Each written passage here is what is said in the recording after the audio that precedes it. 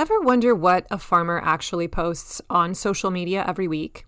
Today, I'm pulling back the curtain and sharing the exact posts I put on Facebook and Instagram this past July. You'll hear some of the real captions I wrote, why I structured them that way, and how I use a rinse and repeat system to keep my posting consistent during the farm season. By the end, you'll see that showing up online doesn't have to feel random or overwhelming. It can actually be simple and strategic. Let's get started. Hey there, this is Corinna Bench, and welcome to the My Digital Farmer podcast. In today's market, it's not enough to just grow your product. You've got to know how to sell it too. Welcome to the My Digital Farmer podcast, where we reveal online marketing strategies and tips to help farmers like you get better and more confident at marketing. Learn how to find more customers, increase your sales, and build a strong brand for your farm. Let's start the show.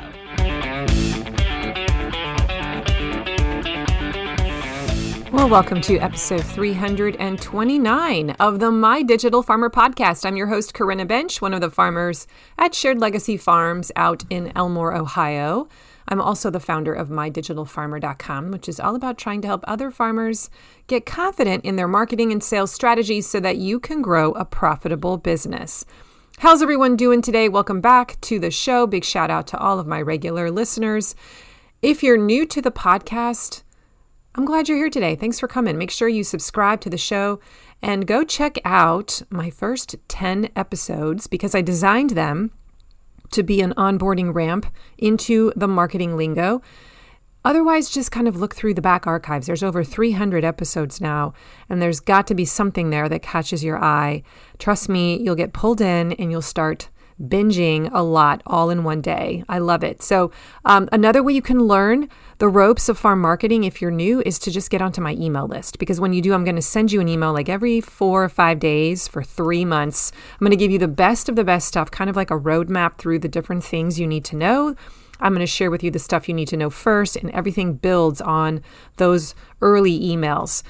So you can go to mydigitalfarmer.com/subscribe to do that. Today's podcast is sponsored by my friends at Local Line. If managing orders, customers, and inventory feels chaotic this season, it might be time for a better system. Local Line is the all-in-one sales platform built for farms and food hubs. Whether you're selling direct to consumer or managing wholesale buyers or running a CSA.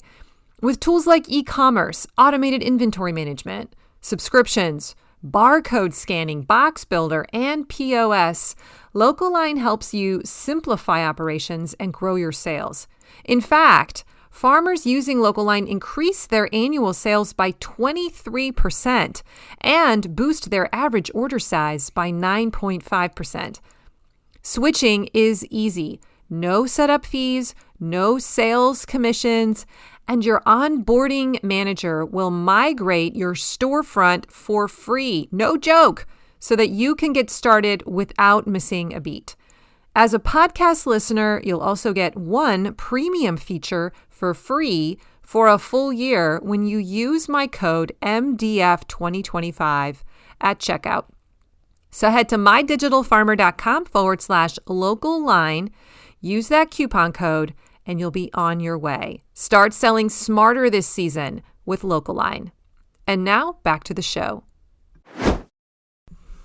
All right, welcome back. Let's spend a few minutes catching up, letting you know what's going on in my life right now. There's a lot of shifting happening for me. First of all, my youngest son started high school 3 days ago. He had his 3 days of orientation for new students at Toledo Technology Academy, which is a magnet school in Toledo.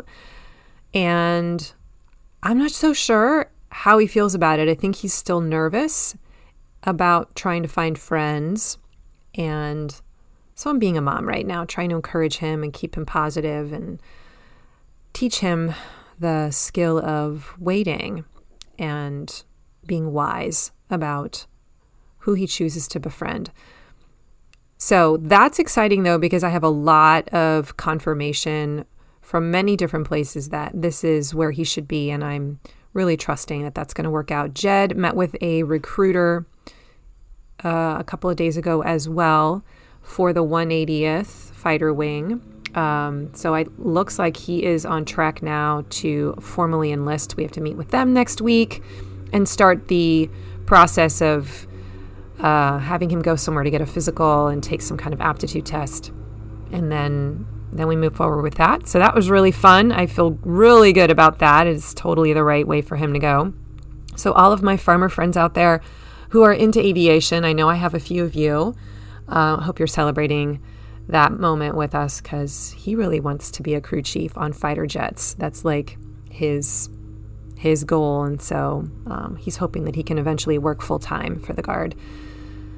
And then for me, I just took a big step and booked a personal development retreat with my coach in the Smoky Mountains over Labor Day weekend. And I wanted to do this so bad, but I kept putting it off and thinking there's no way that I could get away from my family for 3 days, fly to Tennessee and spend 3 days on one of our busiest weekends of the year. And I'm choosing to challenge that belief, and I'm going. And I'm getting everything ready so that I can be gone and the place still functions without me. And I'm really proud of myself for making that decision. And I am excited to see what happens at the retreat and what I can learn about myself. I also just want to reward myself and I guess be present. So I'll let you know how it goes. But just throwing this out here is hopefully an inspiration to all of you that things are possible. We just have to sometimes push against the beliefs we have in our mind and just take action anyway, and then see what happens. That's a little bit of what's going on here. And I'm doing the work required before I leave to make sure that I feel okay about it. But I think the real work was in the 3 weeks before I made the decision, like choosing to believe that I could actually do this and challenging myself. So here we go. I've got like 5 days to get everything ready. And by the time you hear this, I will have already come back. But I'm excited. Okay. Today, I am going to talk to you about social media. Again, I feel like I bring this up every couple months. But I have been wanting to show you an example of how I actually put my social media calendar together. And I wanted to do it in a very specific way by literally sharing with you my social media posts for the month of July. Now, I'm not going to read all of them here on the show, but I am going to read about 7 or 8 of them. And in the process, I'm also going to point out to you some of the themes and the structure and the why behind the strategy of these posts. And my goal for doing this episode was to, I guess, maybe open your eyes again and show you, hey, these are the kinds of things that you could be talking about. These are the kinds of things that maybe should, and I use that in air quotes, be in your rotation. And so when you hear them and you hear how I word them, you can kind of see an example and go, oh, that's what she means. So that it might be a little bit easier for you to write something like this as well, or to solicit the help of AI like ChatGPT and give it a little bit of coaching once you know kind of what you're looking for. Now, I have found that I really need to plan ahead if I want to actually accomplish doing social media for my farm business, because the chaos of farm life makes posting on the fly almost impossible. Now, I do still post on the fly, maybe every 3 or 4 days when there's something really exciting and it's convenient for me to just quick snap a bunch of pictures. But I really like having most of the important stuff pre-planned and posted, or scheduled, I should say. And then that gives me the freedom to kind of post on the fly if I have the time. But without a system, I think a lot of farmers end up ghosting social media in the summer months. Are you raising your hand right now? And that's the exact time when your customers are actually looking for content and when they would respond to it. So planning ahead means that you're never staring at a blank screen because you have these categories of content that you lean into that give you kind of these built-in prompts and makes it pretty easy to to throw something together, even if it's, just for 30 minutes every week. So I'm going to share with you some of the social media posts from last July to show you what I talked about. And if you want access to my actual swipe file for the months of June, July, and August, like the actual copy that I've used, those are inside of my social media planning project in Farm Marketing School. In that project, I teach you the system for how to build this planning system for social media, especially using AI, and how to create kind of a template, how to do the writing pretty quickly. The work is actually building that template. And then once you've got that template done, I think it's a whole lot faster. I spend about 30 to 45 minutes a week in Meta posting or scheduling, I should say, everything for that week. But you could literally copy and paste some of that swipe file as a template, especially if you're going to use ChatGPT. You can say, hey, I really like this style of a template, and I want you to use this to help me develop my own style for my farm. And ChatGPT can kind of use that as a starting point. So just know that that is a resource that's available if you get into Farm Marketing School and you go find the social media planning project. It's right in there as a, I think it's a Word doc. No, it's a Google Doc. All right. And you can learn more about that at mydigitalfarmer.com/FMS. Okay, so here are the actual July posts that I want to read on the air today. The first one is a UGC post. UGC stands for User Generated Content. And this is a picture of one of my customers, my CSA customers, roasted tomatoes. It was a gorgeous picture of cherry tomatoes with some thyme on the roasting sheet. It looked like something that should be, frankly, on Cooking Light magazine or something. And this is what I wrote. I said, CSA member Beth Flager roasted her tomatoes this week and shared this pic with us. If you've never roasted tomatoes, here's how. Slice them in half, drizzle with olive oil, sprinkle with salt, and bake at 400 for about 40 minutes. They come out caramelized and sweet, perfect for tossing into pasta, blending into soup, or freezing for the winter. Here's how you can shop in our online store. Go to www.sharedlegacyfarms.com/store. Step 2, order what you want. Step 3, pick up at your pickup site this week. Okay, so this particular post works really well because it provides social proof, and it also teaches a potential client how to use my product. Beth showed what she did, which made it very real. It made it relatable. And then all I had to do was add a quick teaching nugget, teaching value, kind of like the how-to instructions. And then I added a soft pitch at the end. I almost always do that, where I'll either take them right to the online store if it happens to be open that day, or I'll ask them to subscribe to the availability list if I'm going to be posting it in the window where I know they can't actually order. So I did this very same thing again the next week, where I used a picture of Hazel, who's actually one of the daughters of my CSA member. She is a really good baker. She had made a brownie recipe with some zucchini.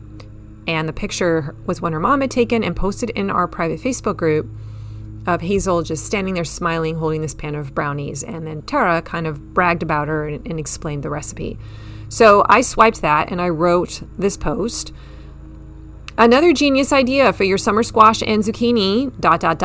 chocolate zucchini brownies. CSA member Hazel whipped up this plate of fudgy, rich, almost guilt-free goodness. And yes, they taste just as amazing as they look. Moist, chocolatey, and secretly packed with veggies, so you can totally have one for breakfast, right? Swipe to see the recipe, then grab some zucchini from your CSA box or our online store this week and get baking. And then I include the link for the online store. That's another example of, again, taking content that was shared by one of my members in my private group, often a recipe or a picture of something they made, and I just repurpose it and I share what they say. I sometimes copy and paste their caption and then use it to kind of turn into my own voice and turn it into a teaching moment, and then add some kind of a link to the store or my availability list.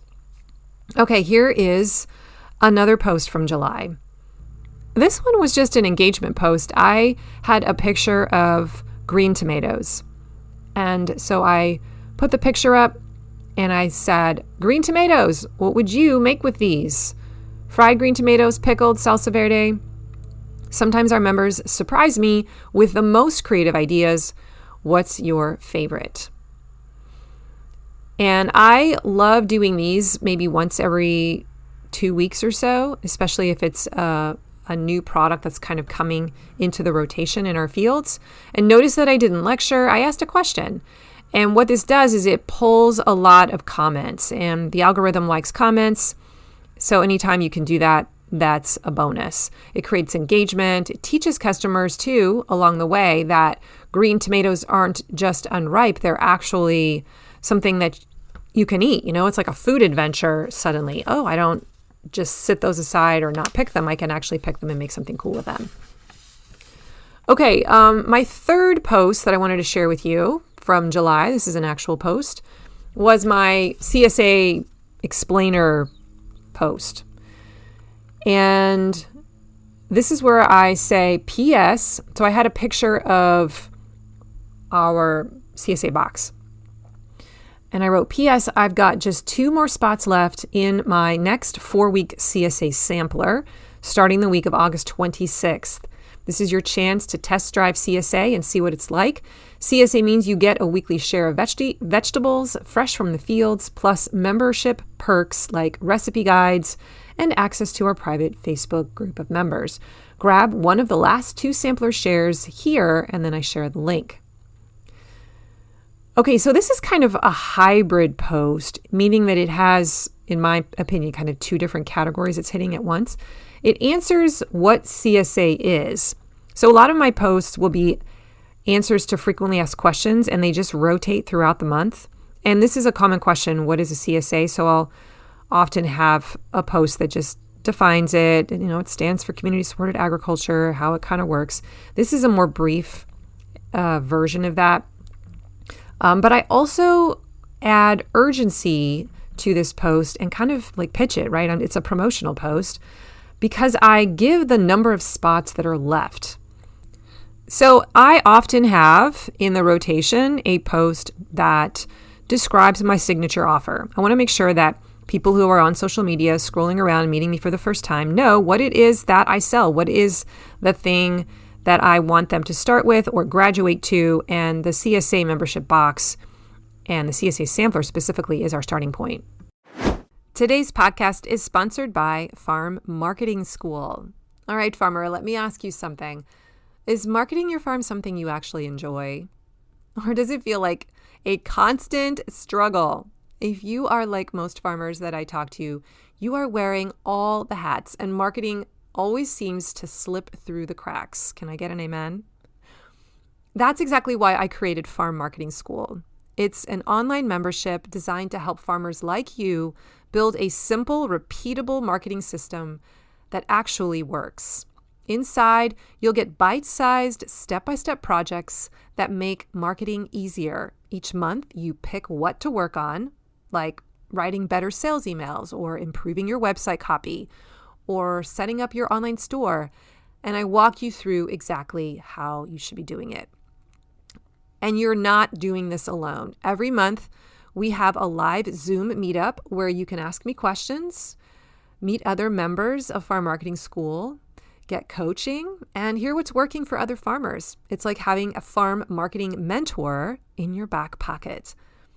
This isn't some long, overwhelming course. The projects are designed to be completed in under 30 days, so you're making steady progress without it taking over your life.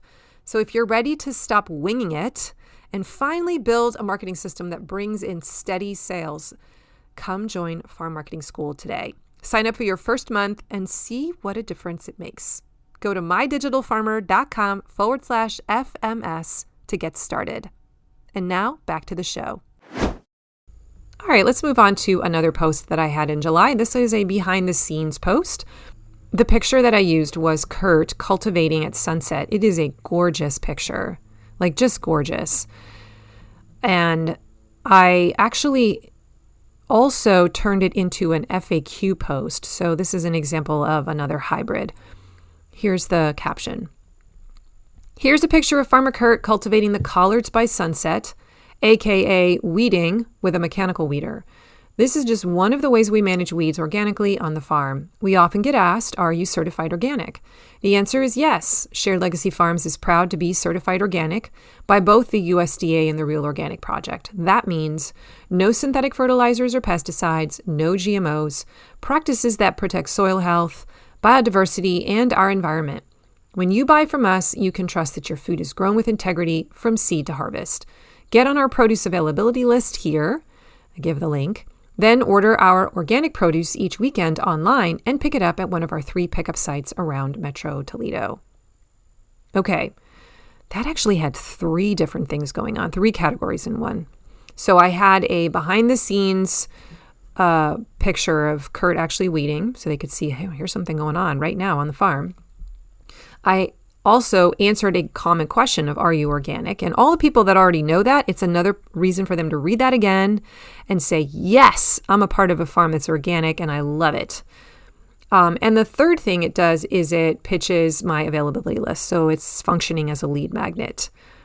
All right. So just kind of wanted to show you an example of how you could take multiple categories, multiple goals in your social media planning project and put them into one post.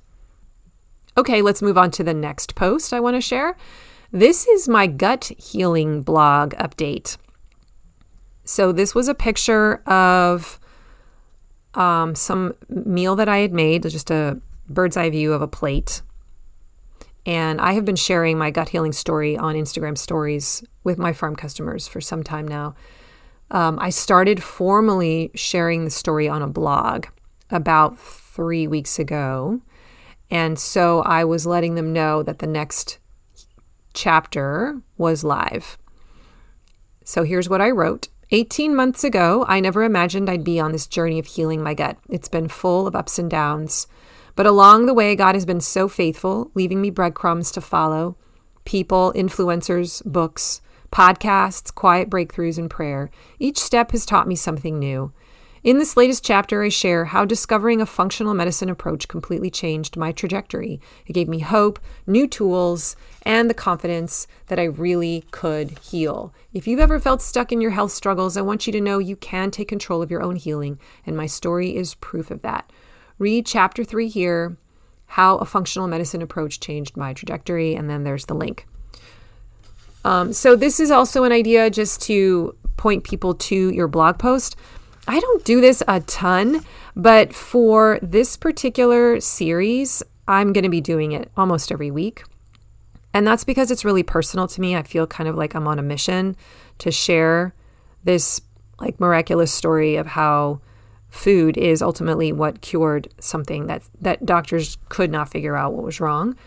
And I have a lot of customers that have come up to me since I started talking about it who are basically confessing that they too are having digestive issues and they're finding this story very interesting. I can tell they're curious. They can't wait to read the next chapter. So I know this is striking a chord with people, and that's why I want to make sure that I'm actively promoting it on my social media because I want to make it easy to find. And I also think it's going to attract more customers like me who see me as a guide and I can legitimately help them. So you may not have a story like that where you're just like, oh, wow, I've got an awesome blog right now, or, a story that I want to tell. And this might not be your jam, but right now for this season of my life, I know this is really good stuff. And I can't wait till the entire series is done. I'm going to probably be writing something for the next 6 months every week because I have so many ideas. And I'm just going to document it all. So personally, if you're just interested in following that story, I encourage you to go just check that out. You can go to my website, sharedlegacyfarms.com, and just click on, actually it's sharedlegacyfarms.com/blog. And then you will see the gut healing blog posts there, and you can follow the rabbit trail. All right, let's move on. Number 6. Am I on number 6? I don't know. I might have lost count. This was a picture of one of my customers' sons eating an ear of sweet corn. And this was actually the contest winning picture. We had done a photo contest of sweet corn where I just wanted my customers in my private Facebook group to share cool stuff they were doing with corn. And I picked a winner after a week. And this was the winning picture. And it turned out to be chosen because of its simplicity. And it was just an awesome picture. Like a kid biting into a near sweet corn that had all this like elote stuff on it. It was awesome. The idea that kids are eating healthy and eating, from their local farmer. It had so much potential power in the messaging. So I decided to reuse that. Brian knew I was going to use that picture of his son. And here's what I wrote. Pure summer happiness right here. One of my CSA customers snapped this photo of his son digging into an ear of corn. This is what August tastes like. Fresh picked sweet corn straight from the farm, eaten while it's still warm from the sun. One bite and you remember why local corn is worth waiting for all year. If you want to get your hands on this corn and all the other seasonal goodies we harvest each week, here's how. Number 1, subscribe to our availability list. Every Saturday at noon, we email our subscribers the fresh list of what's in our online store. Veggies, fruit, flowers, prepared foods, and more. Subscribe here, and I give the link. Number 2, shop the online store. After you get the email, click the store link, shop our products, and fill your cart with farm fresh goodness. Step 3, choose your pickup site. Select one of our 3 drive-through pickup locations.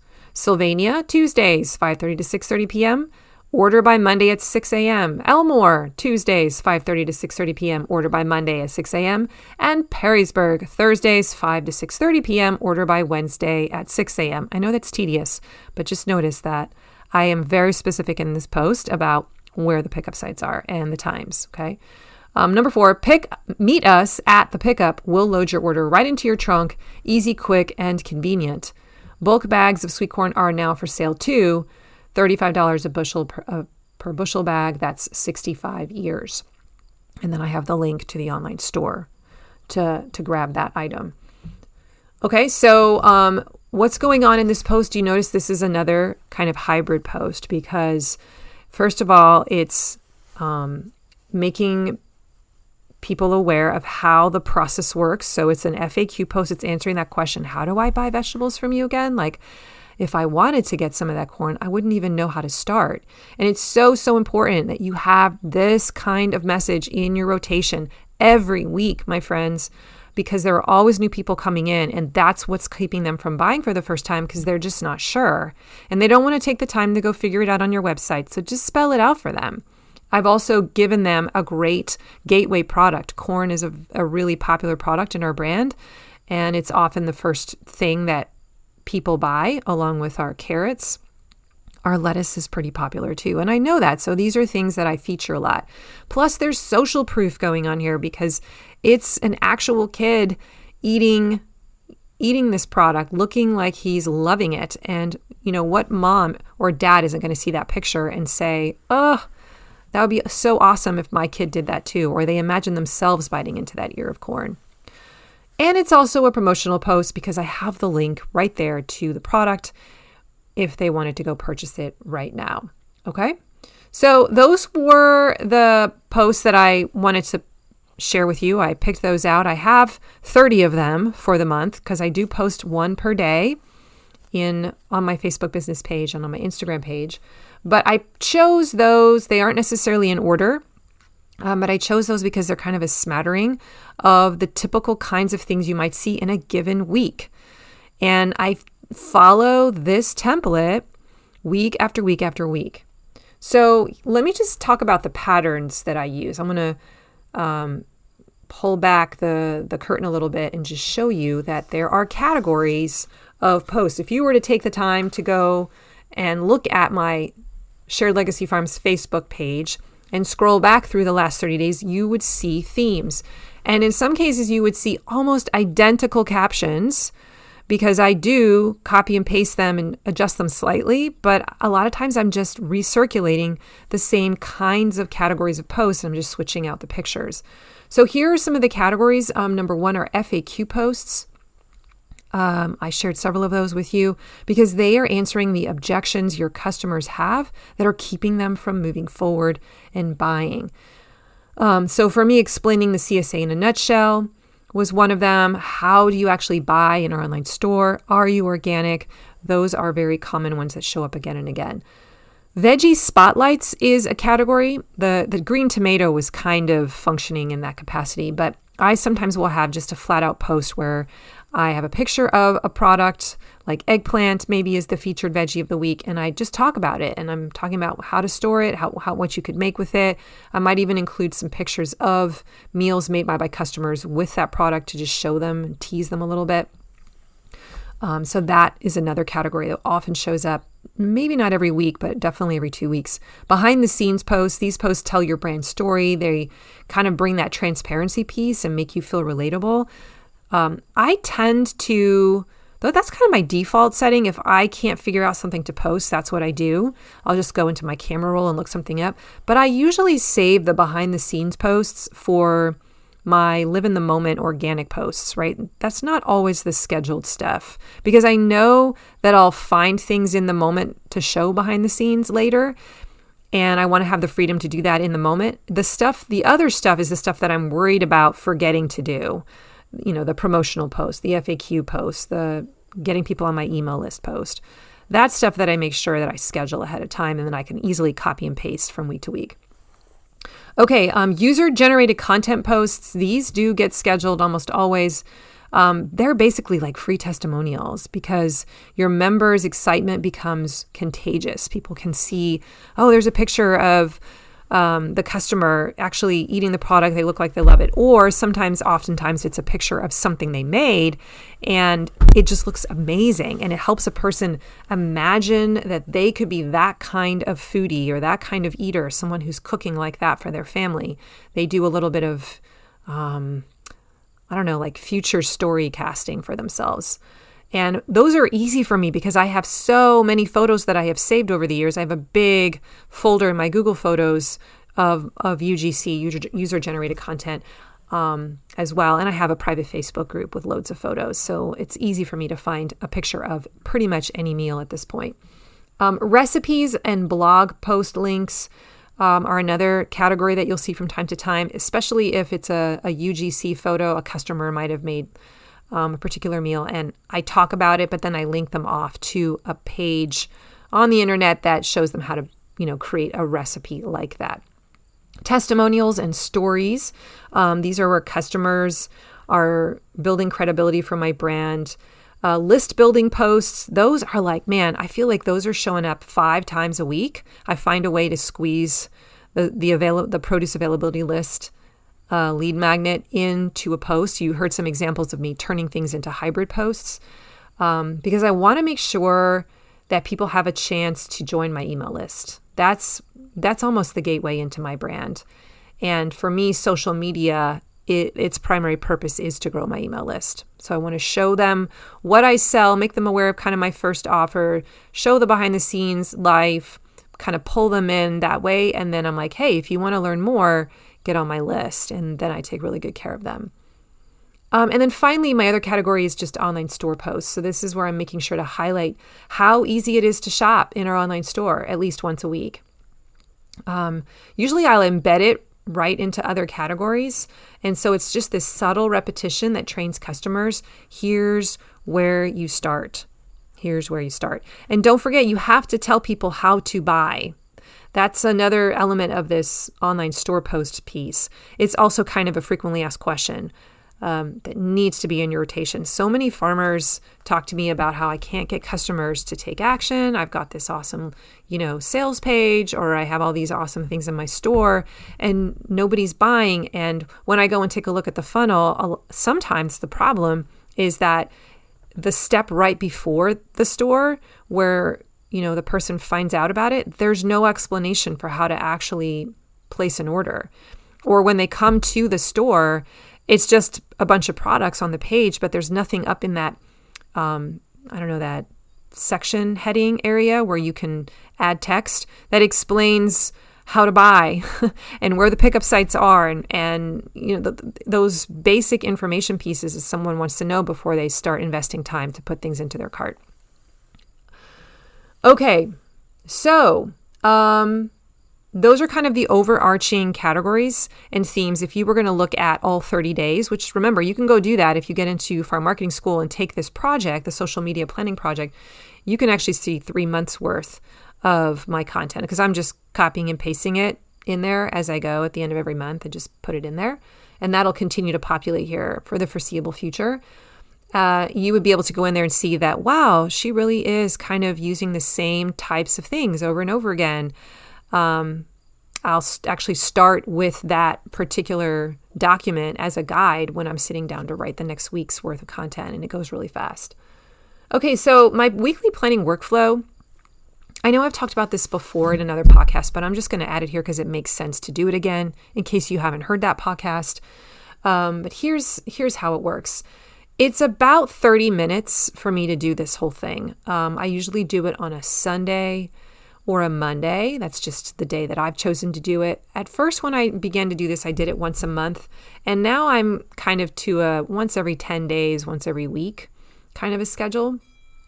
So I will look back at the categories that I used from the week before, and I'll decide what I want to repeat or rotate out. I also have a template that I built in my social media planning process that has all of the different templates. So I'm also looking at the other different categories of content that may show up maybe like once a month instead of once every week. So I'm just glancing at that, and I'm using that just to decide what are the things that I want to make sure I bring up this week. I'm checking my photo roll for the fresh images that came out this week, because sometimes that'll inspire me and remind me, frankly, of what has happened and what potentially I could talk about.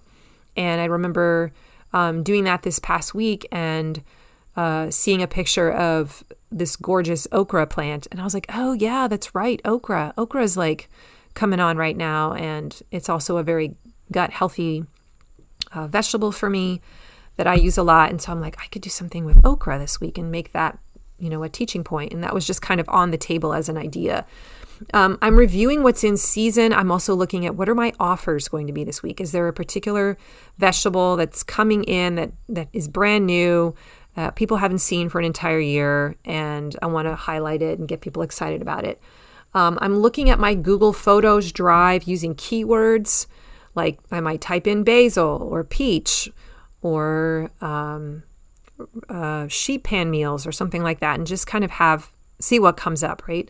I'm also looking at my CSA private Facebook group, and often I'll use that more like a search engine. So first I'll just kind of scan through the pictures that have been shared in the last 7 days, and I'll see if there's anything that a customer shared that is either really gorgeous, really classic, traditional, standard, like something that would a lot of people in the general wide audience would resonate with. Like the roasted tomatoes is a great example. That's easily accessible, easy to do. And I think a lot of people would be like, oh yeah, easy lift, I can do that.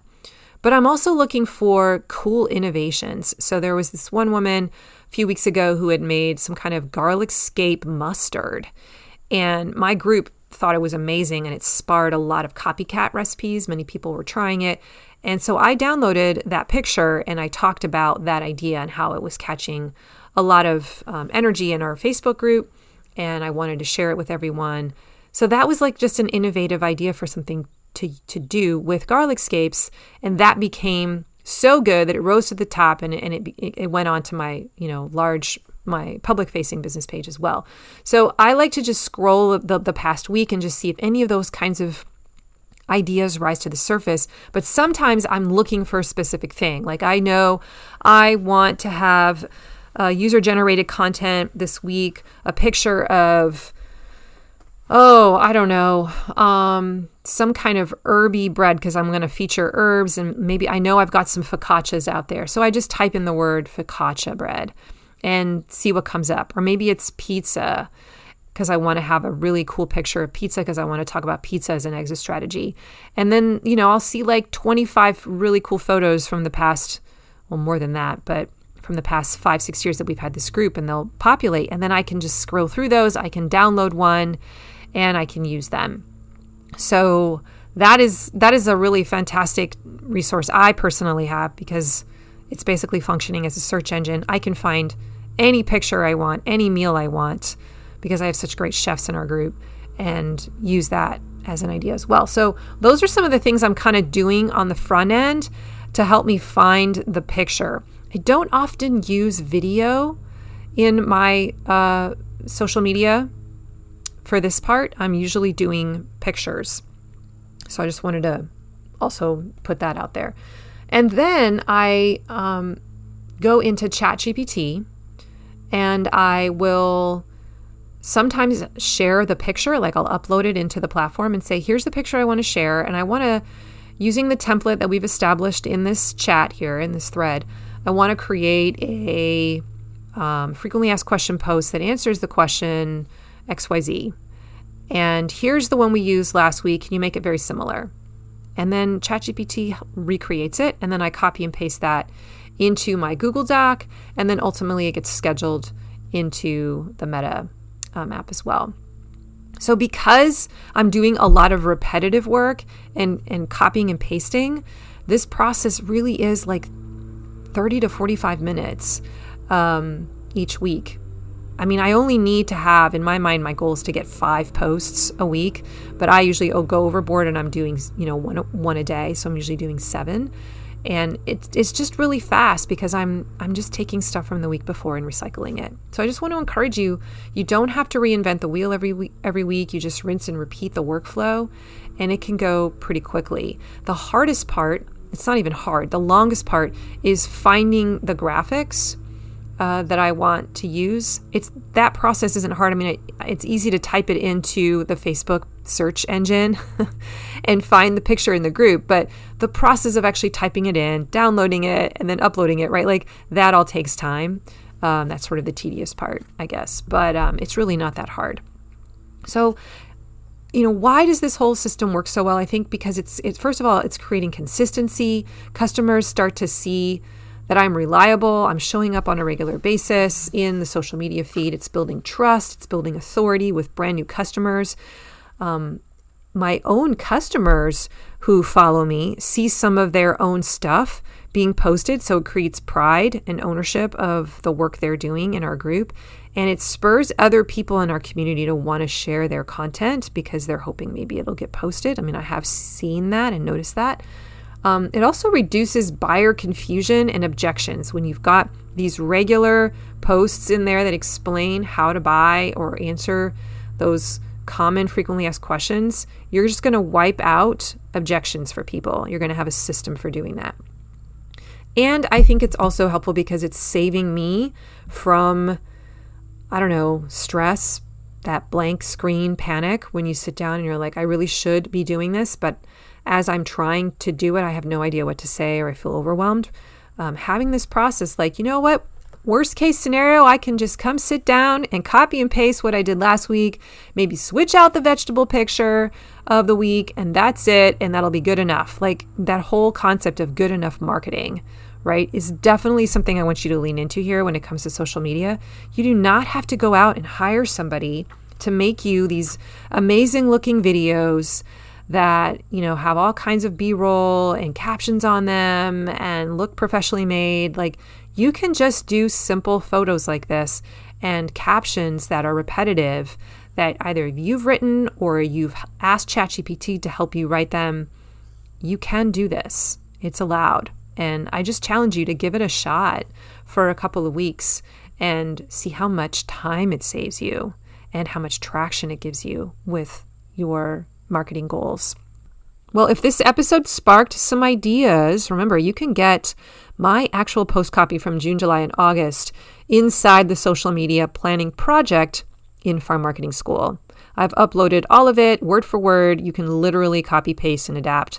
Plus, I will teach you the system to build your own repeatable plan so you don't have to scramble for ideas or feel that stress of, oh my gosh, I got to post something today, and then you forget and you fall into the black hole and you don't post for like 9 days.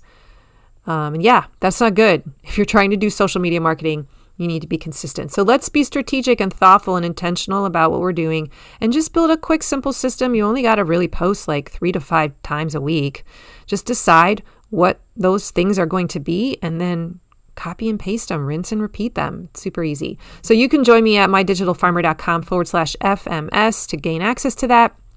Maybe you're listening to this later on in the season when you're not so hectic doing the work of farming and you want to come in on the winter time. That would be awesome. Whenever you want to join my community, I would love to meet you and invest in you and mentor you. All right, well, that's all I got for today. You can get today's show notes at mydigitalfarmer.com/329. And if you liked this episode, please go leave me a rating or a review on Apple Podcasts or tell someone you know who you think would like this show about the podcast. Send them a link, text it to them, and maybe they'll also become a big fan and you can talk stuff out with them. Remember, you can also get onto my email list. I have some free stuff to send your way to make your marketing even stronger. You guys, it's really, really good. So go to mydigitalfarmer.com/subscribe, and that is all free. And don't forget, I'm also on Instagram at mydigitalfarmer with a daily tip. I would love to connect with you there. Thank you so much for joining me today, you guys. Have an amazing week. And remember, I believe in you. Bye-bye.